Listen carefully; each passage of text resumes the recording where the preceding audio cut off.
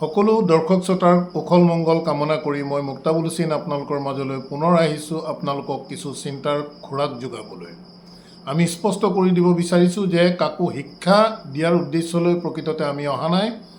বিগত প্ৰায় এটা দশকৰো অধিক কাল যিহেতু এনে বিষয়বস্তুৰ লগত আমি জড়িত হৈ আছোঁ, সাধ্যানুসৰি কিছু অধ্যয়ন কৰিছোঁ, আৰবী ভাষা জনা আৰু বুজাৰ চেষ্টা কৰিছোঁ। তাৰ আধাৰতেই আমি আপোনালোকৰ মাজত আমাৰ যি বৰ্তমানৰ বুজ, যি চিন্তাধাৰা, সেই দিশটো আপোনালোকৰ মাজত দাঙি ধৰাৰ বাবে প্ৰয়াস কৰিছোঁ। আশা ৰাখিম চিন্তাশীল তথা বিবেকবান ব্যক্তিসকলে এই বিষয়বস্তুবোৰৰ ওপৰত চিন্তা চৰ্চা কৰিব।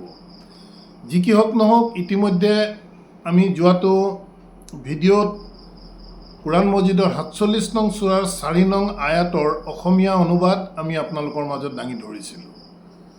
আমি ক'ব বিচাৰিছোঁ যে কুৰাণ মজিদৰ এই অনুবাদে বৰ্তমান সামগ্ৰিক প্ৰেক্ষাপটত আমাৰ সমাজত বিভিন্ন বিশৃংখলৰ সৃষ্টি কৰিছে। উদাহৰণস্বৰূপে আমি বাছি লৈছিলোঁ ৪৭ নং চূৰাৰ ৪ নং আয়াত, য'ত কোৱা গৈছে অনুবাদ অনুসৰি যে কাফিৰসকলক তোমালোকে য'তেই পাবা ত'তেই তোমালোকে ডিঙিত আঘাত কৰিবা, তেওঁলোকক কঠোৰভাৱে বান্ধি ৰাখিবা, তেওঁলোকক সৈতে মুক্তিপণৰ ব্যৱস্থা কৰিবা ইত্যাদি ইত্যাদি কথাবোৰ। আমি আপোনালোকক ক'ব বিচাৰিছোঁ যে যিজন সৃষ্টিকৰ্তাই সমগ্ৰ মানৱ জাতিক সৃষ্টি কৰিছে, সেই সৃষ্টিকৰ্তাই কেতিয়াও মানুহৰ মাজত ভাগ ভাগ কৰাৰ প্ৰয়াস নকৰে।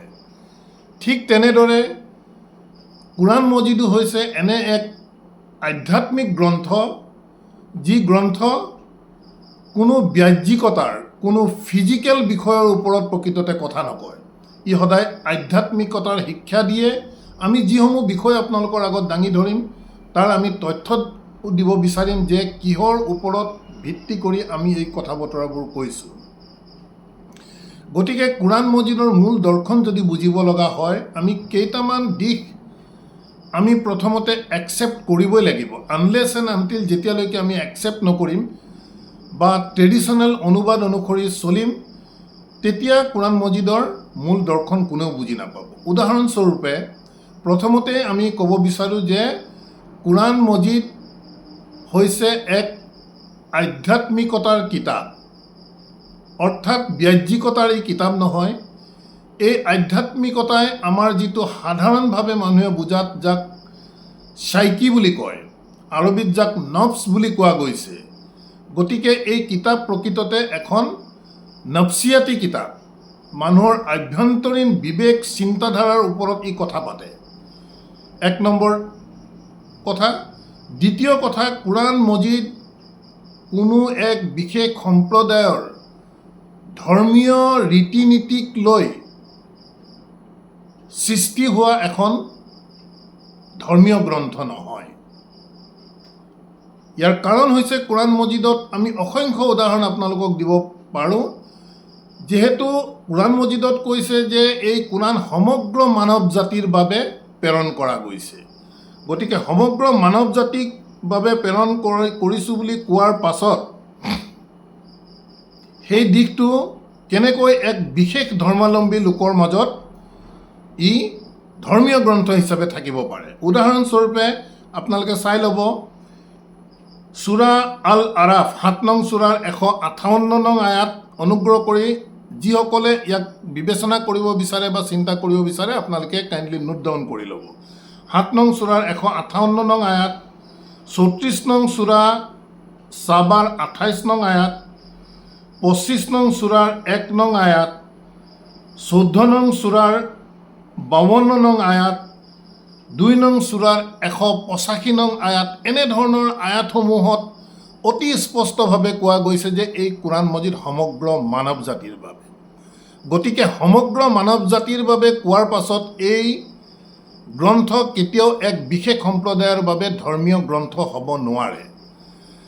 দ্বিতীয়তে আমি ক'ব বিচাৰিছোঁ যে এই কুৰাণৰ যি শিক্ষা, সেই শিক্ষা প্ৰকৃততে ফিজিকেল কোনো ধৰণৰ কথা বতৰা নকয়, বৰং ই আধ্যাত্মিকতাৰ কথা কয়, যাক ইংৰাজীত মেটাফিজিকেল বুলি কয় আৰু আৰবিক নফছিয়াতি বুলি ক'ব পাৰি।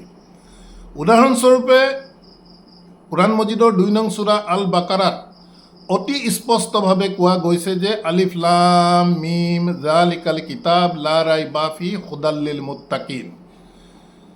এই কথাখিনি কৈ ৩ নম্বৰ আয়াততে কৈছে যে আল্লাযিনা ইউমিনুনা বিল গাইব।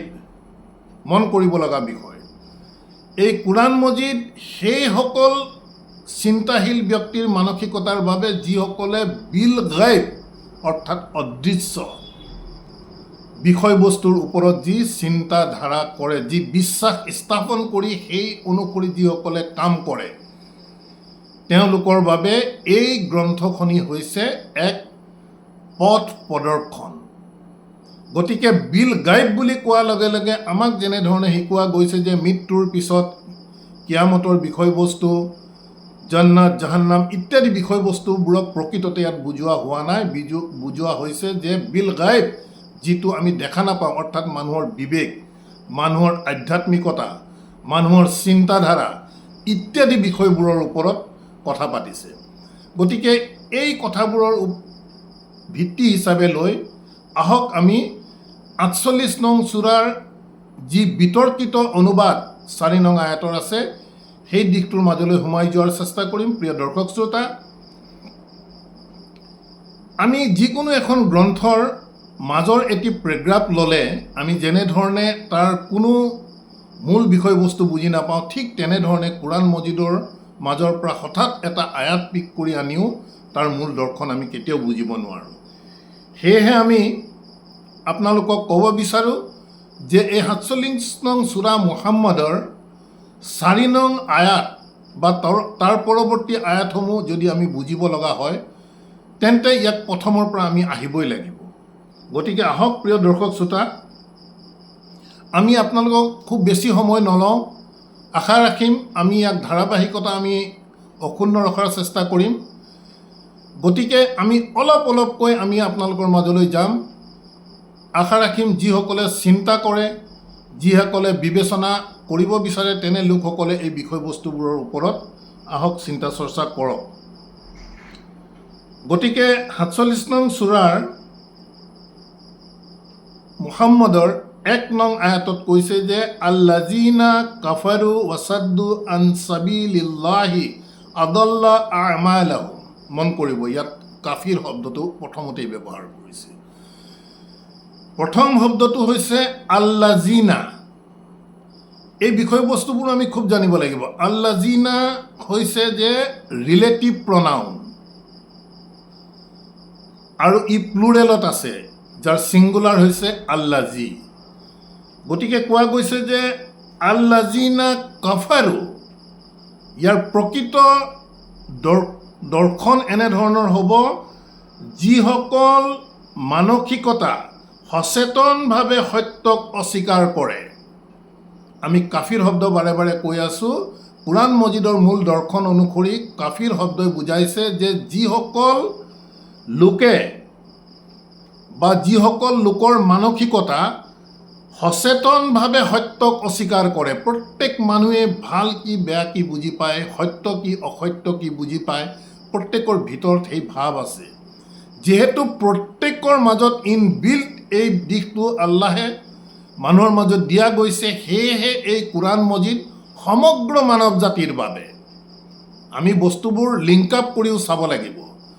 গতিকে কাফিৰ শব্দই প্ৰকৃততে বুজাইছে যে যিসমূহ মানসিকতা বিল গাইব, মানসিকতা মানুহে দেখা নাপায়, কেতিয়াও চিন্তাধাৰা কেতিয়াও দেখা নাপায়, বিবেক কেতিয়াও দেখা নাপায়। গতিকে যিসকল লোকৰ মানসিকতাই সচেতনভাৱে জানি শুনি সত্যক অস্বীকাৰ কৰে, অৰ্থাৎ নিজৰ ভিতৰৰ পৰা যিসমূহ ভাল কথা বতৰা তেওঁ বুজা, ভাল কথা বতৰা অনুসৰি যিসকল লোকে কৰ্ম সম্পাদন নকৰে, তেনে লোকসকলকেই প্ৰকৃততে কোৰআন মজিদৰ দৰ্শন অনুসৰি কাফিৰ বুলি কোৱা গৈছে। গতিকে কৈছে যিসকল মানসিকতা সচেতনভাৱে সত্যক অস্বীকাৰ কৰে আৰু যিবোৰ চিন্তাই বিবেকৰ লগত আভ্যন্তৰীণ সংযোগৰ পথত বাধা দিয়ে।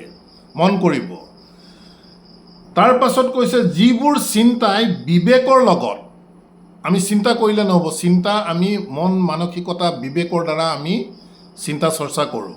গতিকে যিসমূহ যিবোৰ মানসিকতাই যিসকল লোকৰ মানসিকতাই জানি বুজি নয়িংলি যিসকলে সত্যক অৰ্থাৎ ভাল কথা বতৰা অনুসৰি তেওঁলোকৰ চিন্তাধাৰা কৰ্ম আগুৱাই নিনিয়ে আৰু যিবোৰ চিন্তাই বিবেকৰ পথত বিবেক অৰ্থাৎ সৎ কৰ্মৰ যিবোৰ চিন্তাধাৰা আভ্যন্তৰীণ দিশত আহিব তাত বাধাৰ সৃষ্টি কৰে। সাবিলিল্লাহি আভ্যন্তৰীণ সংযোগ কৰিব লাগিব আমি। এই গোটেই কোৰাণ মজিদ প্ৰকৃততে ইয়াৰ দৰ্শনেই হৈছে আভ্যন্তৰীণ দৰ্শন। গতিকে যিবোৰ চিন্তাধাৰাই এনেধৰণৰ ভাল কথা বতৰাবোৰ সমূহৰ সৈতে সংযোগ স্থাপন কৰি কৰ্ম কৰাত বাধাৰ সৃষ্টি কৰে বা বিৰোধিতা কৰে, তেওঁলোকৰ কৰ্ম চিন্তা প্ৰক্ৰিয়াই সঁচা দিশ হেৰুৱাই পেলায়। গতিকে তেনে লোকসকলৰ জানি শুনি যিসকলে সত্যক অস্বীকাৰ কৰি সেই অনুসৰি কাম নকৰে বা আভ্যন্তৰীণ বিবেকৰ লগত এই সত্যৰ দিশটোত বাধাৰ সৃষ্টি কৰে অৰ্থাৎ সেইটোক নেগলেক্ট কৰে, সেই অনুসৰি কাম নকৰে, তেওঁলোকৰ চিন্তা প্ৰক্ৰিয়া সঁচা দিশ হেৰুৱাই পেলায়। তেনেধৰণৰ লোকৰ যিসমূহ ভাল কথা বতৰা চিন্তা বিবেক আধ্যাত্মিকতাৰ মাজত থাকিব সেই দিশটো তেওঁলোকে হেৰুৱাই পেলায় আৰু তেওঁলোকৰ প্ৰচেষ্টা আধ্যাত্মিকভাৱে নিষ্ফল হৈ যায়। বিষয়টো আধ্যাত্মিক। আমি বাৰম্বাৰ কৈ আছোঁ যে কোৰাণ মজিদ মেটাফিজিকেল। গতিকে এই বিষয়বোৰ আমাৰ আধ্যাত্মিকতাৰ সৈতে জড়িত আছে। আধ্যাত্মিকতা প্ৰত্যেক মানৱ জাতিৰ লগত জড়িত এটি বিষয়। গতিকে এই কোৰাণ মজিদৰ মূল দৰ্শনে কৈ আছে যে কোৰাণ মজিদ সমগ্ৰ মানৱ জাতিৰ বাবে ইয়াক প্ৰেৰণ কৰা গৈছে। গতিকে ইয়াৰ মূল দৰ্শন আমি বুজিব লাগিব। আমাৰ যি ট্ৰেডিশ্যনেল যি অনুবাদে প্ৰকৃততে আমাক বিভিন্ন বিতৰ্কৰ মাজত সুমুৱাই দিছে, আমাৰ মাজত একতা ভংগ কৰিছে। গতিকে এই দিশবোৰৰ পৰা আমি ওলাই অহাৰ চেষ্টা কৰিবলৈ হ'লে এনে দিশবোৰৰ প্ৰতি বিবেকবান তথা চিন্তাশীল লোকসকলে চিন্তা কৰাৰ প্ৰয়োজন আছে। আমি এনেধৰণে আশা ৰাখিম পৰৱৰ্তী অংশটো আমি 1, 2, 3 এই 3টি আয়াত আমি আপোনালোকৰ মাজত ইয়াৰ মূল দৰ্শন আলোচনা কৰি পৰৱৰ্তী মূল যি আয়াত 4 নং আয়াতলৈ আমি আগবাঢ়ি যাম। আমি আশা ৰাখিম বা আহ্বান জনাম বা স্পষ্ট কৰিছোঁ যে আমি কাকো শিক্ষা দিবলৈ যোৱা নাই। আমি আপোনালোকৰ মাজত চিন্তাৰ খোৰাক জাগ্ৰত কৰাৰ এক প্ৰয়াস কৰিছোঁ।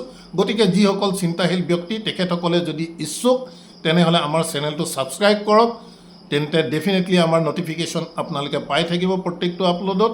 আমি আশা ৰাখিম আপোনালোক আমাৰ সৈতে বিবেকবান লোকসকল জড়িত হৈ থাকক। পৰৱৰ্তী আমি 47 নং সূৰাৰ 2 নং আয়াতৰ মাজলৈ যাম। ধন্যবাদ।